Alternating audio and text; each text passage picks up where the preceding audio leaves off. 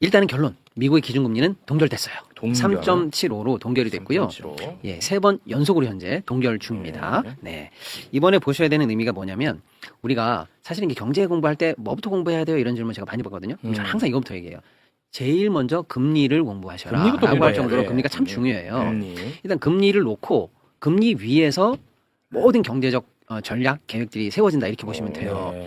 그러면 올해 금리는 어떻게 예상하고 전제한 상태에서 세계 경제가 계획을 세웠느냐면 미국이 금리를 3회 인하할 거야라는 전제를 달아놓고 모든 경제 계획이 세워졌다 이렇게 보시면 돼요. 민간이든 중앙은행이든 각국의 중앙정부든 일단은 그 변수를 그렇게 확정해 놓고 예. 경제 계획을 세웠다. 이걸 우리가 금리 경로라고 하거든요. 예. 이쪽 길로 갈 거야. 저쪽 길로 갈 거야. 이런 뜻입니다. 예. 그런데 오늘부로 사실은 그 경로가 명백하게 틀어졌어요. 아, 오늘 틀어졌네요. 예, 예. 동결되면서. 뭐 한 번 동결됐다고 뭐 그게 아니고 네. 이제 그 내용을 들어가 보면 이제는 다른 길로 가나 보다. 또는 오. 지금까지 세워놨던 전제가 이제 틀려졌다. 큰일 났네. 예. 그 말씀을 드리고자 합니다. 또 뭔데? 일단은 12명이 투표를 해요. 그런데 대부분은 우리가 이렇게 결정했습니다라고 하면 얼추 만장일치가 되거나 뭐 많아야 한둘 정도. 근데 오늘은 1992년 10월 이래로 34년 만에 처음으로 4명이 반대표를 던지는 최대 반란표가 나왔어요. 오. 동결 결론에 대해서. 예. 근데 그 4명 중에 한 명은 무조건 금리 인하하자고 그냥 주장창 그 얘기만 하는 사람 한 사람이 있어요.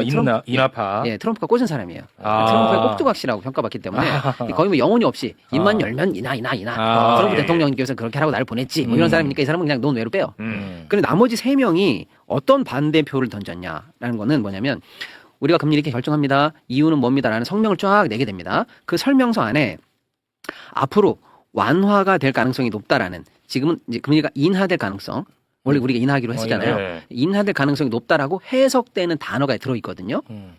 완화적 표현 이렇게 말씀드려볼게요. 그 단어 빼라. 이래가지고 3명이 그걸 구실로 반대표를 던진 거예요. 뭐라고? 금리를 앞으로 내려갈 거다라는 힌트가 들어있는 단어가 있어요. 아, 그러니까 동결하면서도 내려갈 것 같은 뉘앙스를 담아놓은 문구가 있어. 그렇습니다. 그게 지금 계속 붙어 있었어요. 계속 오케이. 들어있었어요. 근데 야 이제 우리 동결하고 앞으로 인하 안 할 거잖아. 계속 동결이거나 여차하면 올라갈지도 모르는데 왜 그런 잘못된 단어 그거 못 없애? 없애버려? 라고 하면서 세게 얘기한 사람이 3명이 나와버린 거예요. 내릴 것처럼 하지 마라. 그런 단어 이제 싹을 잘라. 오케이. 이렇게 했기 때문에 예. 뭐냐 강력한 상승론자의 그러니까 금리 상승론자의 인상론자의 존재가 확인이 됐다. 그 3명이구나. 3명이 반란표가 거의 역대급으로 많이 나온 상황이다. 이렇게 볼 수가 있겠습니다. 자, 그래서 하나의 포인트. 그다음에 두 번째 오늘 FOMC의 또 하나의 포인트는 연준 의장 파월이라고 한 사람인데요. 이 사람이 오늘이 마지막이에요. 파월 떠납니다. 예, 그러니까 트럼프랑 사이 안 좋죠. 맞습니다. 우리가 이제 경제 공부할 때 사실 꼭 알아야 되는 인물 중에 하나가 미국의 연준 의장이고요. 교과서나 나중에 지나서든 꼭 알게 되는 이름이에요. 네. 그런데 역사적으로 마지막 FOMC를 오늘 했고 그걸 우리가 함께 목격했으니까 역사적인 날이기도 해요. 예. 그런데 연준 의장은 연준 이사가 의장이 하는 거예요. 그런데 그럼 난 의장을 이제 임기를 관둔다 그러면 이사직도 자연히 사임되는 거려니 하고 그냥 아예 떠나려니 하고 생각했는데 오늘 본인의 신상에 관해서 이렇게 얘기합니다. 나 의장은 이제 곧 임기 만료니까 관두는데 이사직은 유지하겠어. 이사는 또 해요? 그 발언을 했습니다. 자기 신상 문제에 대해서. 왜냐? 트럼프 대통령이 금리 인하라고 하면서 파월 의장을 못 살게 굴었거든요. 너무 말을 안 들으니까 나중에는 형사 문제를 가져다 댑니다. 뭐 연준 건물을 올리는데 예산을 낭비했다는 동 그리고 의회에 불려가가지고 발언한 내용에 뭐 허위 증언이 있다는 동 하면서 쉽게 말하면 법무부, 검찰을 동원해서 지금 형사 문제를 제기했거든요. 그러니까 이제 이 파월 의장 얘기는 형사 문제가 완벽하게 종료되고 끝날 때까지 나는 이사직을 유지한다. 라고 하면서 트럼프가 그렇게 몰아내고 싶어 했는데 목리가 제대로 박혀버린 그런 상황이고 자 어쨌거나 트럼프랑 척을 지는 사람이죠. 그렇습니다. 그리고 연준의 독립성을 제일 강조하는 사람이에요. 그러니까 이 사람이 이사로 남게 돼요. 적어도 아까 그 강경론자 3명 그다음에 트럼프가 제일 싫어하는 사람 1명이 더 남게 돼요. 그러니까 다음번 연준 의장은 트럼프가 지명한 사람이 다음 달에 들어오는데 들어와도 뭐야 이거 금리를 인하하려는 트럼프의 명령을 받고 들어왔다 하더라도 적어도 4명과 싸워야 되니까 이거 쉽지 않겠네. 그래서 결론 요 2가지 얘기를 가지고 이제 이번 FOMC를 매파적이다 이렇게 해석을 하는 거예요. 매파. 그래서 다음 달 또는 그 다음 달에 금리가 인하될 거라는 전망은 쏙 들어가고 동결 전망이 99%까지 올라가 있어요. 그러니까 거의 사실상 이제 우리는 인하는 그냥 얘기하지도 마라는 거예요. 그런 상황이 됐다 이렇게 말씀을 드릴 수가 있고요. 그럼 이제 뭐냐? 뭐냐? 우리한테도 또 전 세계에 걸쳐서 숙제가 남겨진 거죠. 예를 들어서 금리가 내려갈 거라고 생각해서 그럼 뭐죠? 돈 빌리기가 쉽겠군 이런 생각할 수 있잖아요. 네. 그러면 그 돈 빌려서 어디 투자하기도 좋겠지라고 해서 뭐 증시도 좋아지고 특히 스타트업, AI 이런 데 엄청나게 투자돼야 되는 자본들이 유동성을 풍부하게 가져간다는 전제하에 경제 계획들이 짜졌는데 금리가 안 내려간다? 금리가 동결됐다? 이거를 통해서 다시 경제 계획을 재설계해야 된다라는 거예요. 그런 숙제가 이제 우리한테도 주어져 있고 증시에도 주어져 있다. 이렇게 보시면 되겠습니다. 그러면 그 여파로 오늘 우리 증시 또 세계 증시도 조금씩 힘들어졌어요. 물론 이거 하나만은 아니에요. 이란 사태가 조금 어려워지기도 하고. 이거는 난 또 트럼프랑 같이 갑니다. 폭격을 뭐 한해 만에 뭐 이런 얘기가 좀 있긴 한데 결합된 요인이긴 합니다만은 증시에는 다소 부담스러운 상황이 벌어질 수 있다. 이렇게 일단은 알아두시면 좋겠고요. 이 부분을 놓고 우리 개인도 한국은행도 이제 재설계를 해야 될 상황이다라는 말씀드리겠습니다. 네. 오늘 주식이 좀 떨어졌어요. 그래서 네, 알겠습니다. 자, 그러면 경제 잘 들어의 저자 최경영 기자님. 그 비슷한 이야기를 할 수밖에 없어요. 예, 그리고 이거를 좀 더 국제정치 경제적 맥락에서 설명을 좀 해드리고 그리고 지금이 굉장히 중요한 시기다라는 거를 말씀을 드리고 싶습니다. 이게 지금 상황은 어떤 상황이냐면 네. 한마디로 말하면 지금까지의 장세는 헬렐레 장세였다. 헬렐레? 예, 어지간하면 그냥 볼 수 있는 누구나 다 해피한 장세였습니다. 예. 근데 앞으로의 장세는 굉장히 어려운 장세가 될 겁니다. 그래? 예, 개인도 그렇고 한국도 그렇습니다.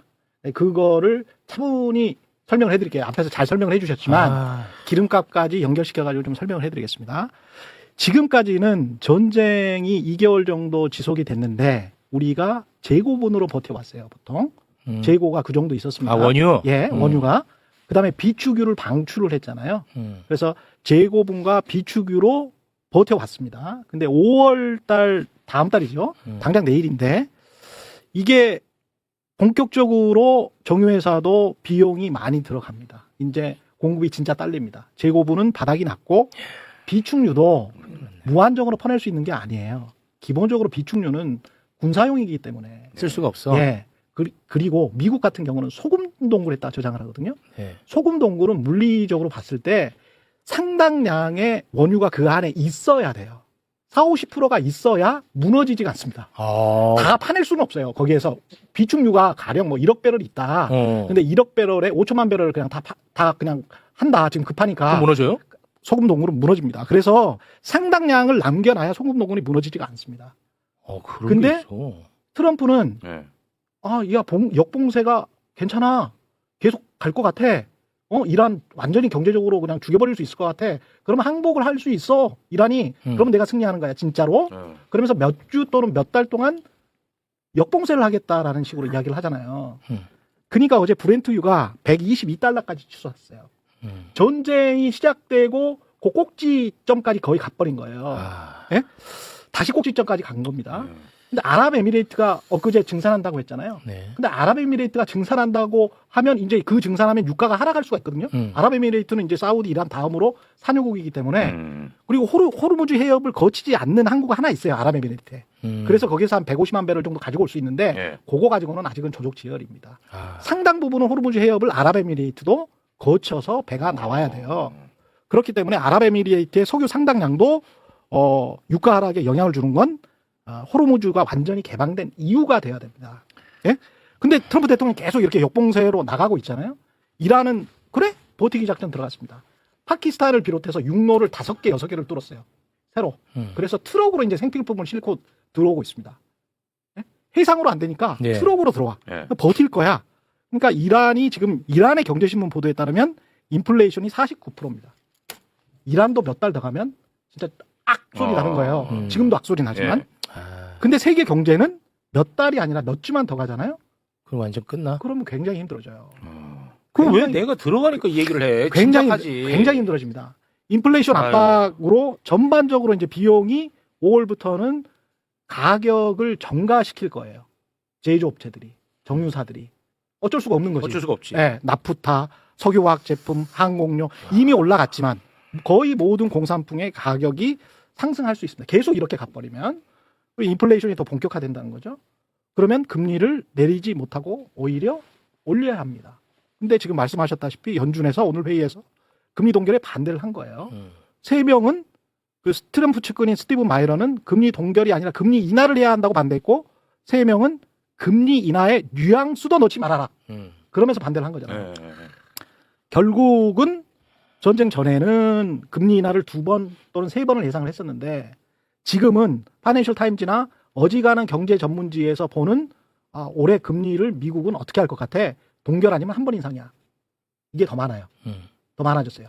동결 아니면 한 번 인상이야. 이게 더 많아졌어. 네. 그리고 인플레이션 압박 때문에 이렇게 됐잖아요. 근데 지난달에 기대 인플레이션이 미국이 3.4%였습니다. 이게 1년 만에 최고치입니다. 기대 인플레이션이라는 건 1년 후에 인플레이션이 어떻게 될 것 같아? 물가가 계속 높아질 것 같다 이거예요. 그러니까 금리가 상승을 하면 누가 제일 죽습니까? 부채가 많은 쪽이 죽죠. 그렇죠. 부채가 많은 나라가 어디예요? 미국이에요. 미국은 인플레이션이 지속되고 금리가 올라가면 미국의 국채 가격이 하락합니다. 부채가 많기 때문에 국채 가격이 하락하고 금리가 올라가면 따라올 수 있어요? 지금 따라오고 있죠? 지금 따라가고 네. 있어. 기분이 안 좋아서 그렇지. 따라는 가고 따라오고 있어. 있죠? 따라갈수록 기분이 더 네. 나빠. 금리가 올라가면 이자로 돈이 더 나가겠죠. 더 나가지 국채이자. 국채이자. 지금 말하는 부채는 정부 부채를 얘기하는 정부 거야. 연방정부 부채.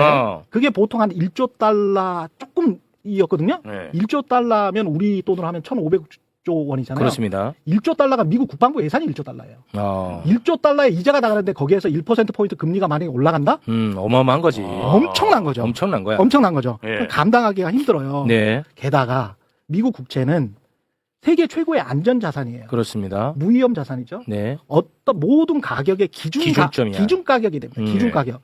근데 아까 뭐라 그랬죠? 국채 가격이 금리가 올라가면 국채 가격이 떨어진다고 떨어져. 해요. 이제 그럼 똥값 미국 주식 시장은 국채 가격이 떨어지면 채권 시장이 요동치면 주식 시장 가만히 있어요? 버틸 수가 있어요? 못 버텨. 가장 안전한 자산이 떨어지고 가장 안전한 자산이 갑자기 4.4% 아까 10년물 국채 금리 보니까 4.4%가 넘었어 오늘 지금 보니까 4.4%가 넘었다는 거는 4.4%는 굉장히 중요한 숫자거든요. 이게 지난번에 트럼프가 일방적으로 관세를 전 세계에 매기겠다고 했던 게 지난해 4월인가 그랬었죠. 네. 그때 4.5%를 찍고 내려왔거든. 네. 그때부터 타코가 시작된 거예요. 트럼프 올레이스 치킨 아웃라는 그 단어가 그때부터 시작된 겁니다. 오, 이거는 감당이 안 돼. 미국 국채 이자 부담 때문에 감당이 안 되니까. 네. 그러면서 주식시장이 폭락하니까 트럼프가 그게 아니고 유예할게. 그러면서 유예했잖아요. 공격 유예. 예. 이 국채 금리가 4.42%네. 방금 제가 지금 보니까 지금 시간 그래요. 그러면 다른 자산들의 가격이 이렇게 떨어질 가능성이 높죠. 네. 그러면 부채가 많은 쪽이 죽는다고 했는데 한국은 부채가 많은 쪽이 누구죠? 우리는 가게잖아, 가게. 가게하고 기업이야. 가게 기업 다 무너져. 가게하고 기업이 부채가 많아. 한국은 정부는 부채가 적고 가게하고 기업이 많아. 그죠? 그렇습니다. 어떻게? 야, 그러면 한국의 주식 시장도 꽤 이제 엄청난 타격을 받겠죠. 안 좋아지겠죠. 당연하죠. 이 시나리오 그대로 가면 안 좋아지는 거고 이 시나리오로 가면 개인은 어떻게 해야 될까요? 개인은 자산 가치가 좀 높은, 그러니까 이제까지는 성장주를 할지 IT주를 할지 하드웨어 IT주를 할지 뭐 이런 쪽으로 우리가 반도체 중심으로 투자를 많이 했잖아요. 네. 근데 그래도 안정적으로 좀 자산 가치가 높은 쪽으로 가는 게 낫지 않을까? 그리고 현금성 자산이 많은 쪽으로 가는 게 좀 안전하지 않을까? 은행. 라고 그렇지, 은행. 뭐 이렇게 좀 예대 마진이 높게 되니까 금리가 상승하면 뭐 이런 쪽으로 사람들이 굉장히 방어적으로 쏠리게 돼 있지 않습니까? 네. 그래서 방어적 포트폴리오를 자연스럽게 형성하게 되고 단기 채권에 현금성 자산을 많이 갖게 되고 그 다음에 부동산을 선호할 수가 있겠죠. 인플레이션이 계속되면. 그렇죠? 그러면 이제까지의 우리 머니 무브가 완전히 주춤하게 됩니다. 저 완전히 무너지네. 주춤하게 돼요. 이 상황 자체, 근데 이 상황에서 정부가 우리는 트럼프처럼 막무가내로 금리 인하를 할 거야. 우리는 경기 살리기 위해서. 그렇게 할 수 있겠습니까? 못해요. 네네. 그렇게 못합니다. 네. 그러면 신영근 총재가 들어오잖아요. 그럼 하반기에 우리 증권사 투자보고서에 어떤 쪽은 2회 인상까지 지금 예상한 쪽이 있어요. 한국도 금리를 네. 2회 인상까지 예상하는 보고서도 최근에 나왔습니다. 그리고 이런 상황이면 상당히 부동산 쪽, 그 다음에 자산 가치주 쪽으로 주식시장도 넘어가고, 네. 채권 쪽으로, 단기 채권 쪽으로 넘어가고, 현금 쪽으로 넘어가고, 방어적 포트폴리오를 짜야 되는 그런 상황이 온다. 네. 그러면서도 정부는 금리를 어쩔 수 없이 한국은행이 인상해야 되면 구조조정도 어쩔 수 없이 갈 수도 있죠. 구조조정이라는 게 결국은 기업이 도산되거나, 약한 기업 도산되거나, 사람들이 실업에 몰리거나, 뭐 이렇게 되겠죠. 네. 한동안의 침체가 오고 수요가 죽어야 도저히 수요가 죽으니까 이제 공급이 이제까지는 비용 사이드에서 인플레이션이 일어난 거잖아요. 그래야 수요가 죽어야 금리를 인하해야 되지 않겠어요? 네. 그런 시기가 올 수 있겠죠. 그러니까 요 이제 모든 전제는 네. 전쟁이 이제 계속 간다는 전제죠. 그것만 원유가가 계속 올라간다. 그러니까 그것만 해결되면은 지금 이 모든 연쇄 고리는 끊을 수 있는 거죠. 짧아지는 거지. 짧아지는 거지. 협상하면 돼. 알았지? 너무 네. 그렇게 좌절하지 마. 경제는 심리야. 맞아요. 너무 좌절하지 마. 하여간 지금은 경제 심리다. 지금은 방어적으로 포트폴리오를 짜야 되고 정부도 지금 아까 박시동 평론가가 말씀하신 것처럼 금리는 그냥 기압골이에요. 고기압 저기압이라고 생각하시면 돼요. 네. 장마 시즌에 비가 계속 오잖아요. 알겠습니다. 밖으로 못 나갑니다. 네. 경제는 심리고 네. 트럼프는 생물이다. 예. 알겠지? 이걸 제가 만들어낸 겁니다. 좋습니다. 네. 네. 그러나 이제 지금 이대로 간다는 전제라면 굉장히 위험하니까 네. 준비는 하셔야 된다. 준비는 네. 패닉에 빠질 필요는 없어요. 네. 패닉에 빠질 필요는 없습니다. 네. 알겠습니다. 예. 와, 지금 상황은 조금 좋지는 않네요. 그런 것 같네요, 진짜. 이 트럼프 하나 때문에 이게 뭔지 모르겠습니다. 트럼프는 생물입니다, 여러분. 언제, 지금 당장이라도 또 종전 협상할 수도 있으니까. 예. 경제는 심리입니다. 이 영상 보셨으면 이거 꼭 보세요. 지금 상황이어서 설명드립니다. 댓글에 링크 있어요. 내용이 좋으셨으면 구독, 좋아요 부탁드립니다.